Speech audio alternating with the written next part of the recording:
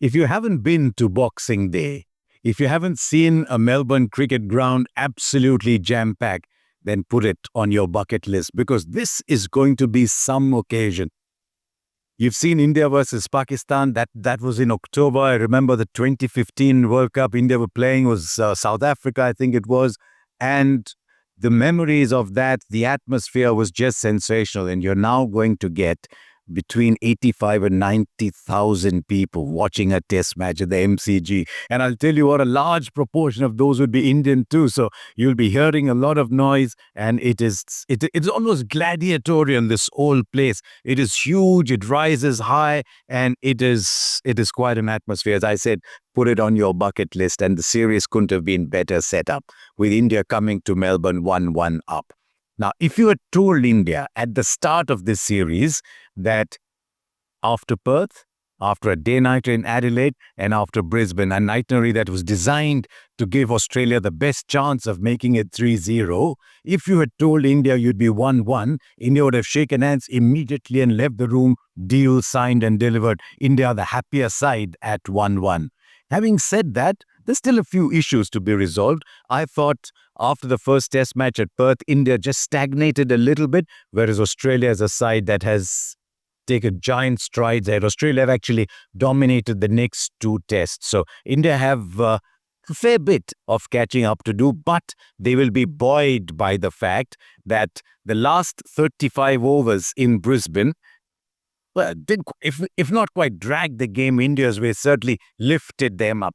The 13 overs that Bumrah and Akashdeep played to prevent the follow-on, then the 18 overs that India came hard at against Australia in their second innings, and a couple of overs after that before the rain came down. So while that won't change the scoreline, it'll certainly put India in a better frame of mind. Now, the curator has said that he's going to prepare a green bouncy track here. Now, if that's the case, it doesn't really matter very much to someone like Jasprit Bumrah, who's in the form of his life. Everyone in Australia is thinking about it, but I think he needs a little bit more support. Now, Siraj and Akashdeep are good bowlers, but they are more Indian kind of bowlers where there's not a lot of bounce on the deck. They're skiddier bowlers. Bowling a bouncer takes a fair bit out of them. So he might need a little bit more support. Having said that, they've bowled pretty well. Siraj, very wholehearted, gives everything. Akashdeep might easily have picked up a few wickets in that third test match. But you get the feeling that when Bumrah is not there, there's a little bit of ease in the setup. India will also have to get runs. Those, as I've constantly been saying right from the start of this tour, and as it's worn along, that India's first innings record is dire. India put runs on the board. Bat first put runs on the board. Suddenly the whole series looks different because remember, it's 1-1 with 2 to play. If Australia have to win the Border-Gavaskar trophy, they have to either take the next to 1-0 or 2-0. So they have to do all the running. India bat first, score runs. It just changes things completely. But that batting has to click. As I said, KL Rahul has looked good, but the rest of the batting really does have to click. And once it does that, it gives the bowlers a little more time. At the moment, the bowlers just don't have any runs to bowl with. So from India's point of view, can they make any changes? Look, if it is really fiery, bouncy, there might be a temptation to look at Prasidh Krishna. But given the nature of India's batting, if Jadeja is batting at 7 or Washington Sundar, but I'd assume it's Jadeja batting at 7, you certainly cannot have 4 tail-enders immediately after that. So I doubt if India would go in with the extra pacer.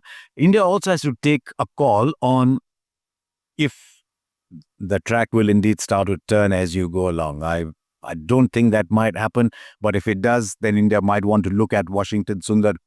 I'm not sure if they will. My gut feel is that it'll be pretty much the side that played the third test match in Brisbane.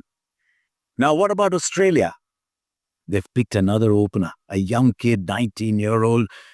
It's the reason they've picked him that makes it even more exciting but interesting because they want to throw something different at Bumrah. If you look at what McSweeney and Khwaja and Labuschagne have done against Bumrah, it's as Australia had said, it's pretty much the same thing. They've not got off to a start. They have to find some way of negating Bumrah. They just think that if there's a young kid who plays shots, then that might be an attempt to get Bumrah to think differently. It just tells you how much Bumrah is getting into the heads of the Australian batters, because make no mistake, this is a match between two vulnerable batting lineups. So Australia have a few things to consider as well. No Hazelwood, that'll be a fairly big loss. I know Scott Boland is fantastic in these conditions. He's done well. We heard a lot about that, but Hazelwood was a very dangerous proposition. They've got to figure out if Mitch Marsh can bowl. You're hearing that Marsh can bowl. If he can, then that completes the side, because then you get a fifth bowler bowling. But if he doesn't, then Australia might just struggle with four bowlers, especially if India bats well. And as you'll see, it's coming round again and again to whether India can bat well. What can happen? India like playing in Melbourne. Don't forget, even if you don't want to go as far back as Chandrasekhar in 1977 or Kapil Dev in 1981, but remember 2018 and Jasprit Bumrah, we keep coming back to Jasprit Bumrah 2021 and Ajinkya Rahane. For some reason, it's fashionable not to discuss him very much, but he was an integral part of the turnaround in that Border-Gavaskar trophy. Someone's got to play that Rahane kind of role, and hopefully Bumrah will be back in form and we might get a contest. The weather's going to be very up and down. Boxing Day morning, 39 degrees. That's very, very hot. 32, 33 degrees here starts to get oppressive. 39 will be very hot. The next day is very cold. You're going to get these weather fluctuations. You'd imagine the home side will manage that a little better, but we'll wait and see. As I said, India bat well, then they've got a chance here. So thank you for watching, and do subscribe to this channel.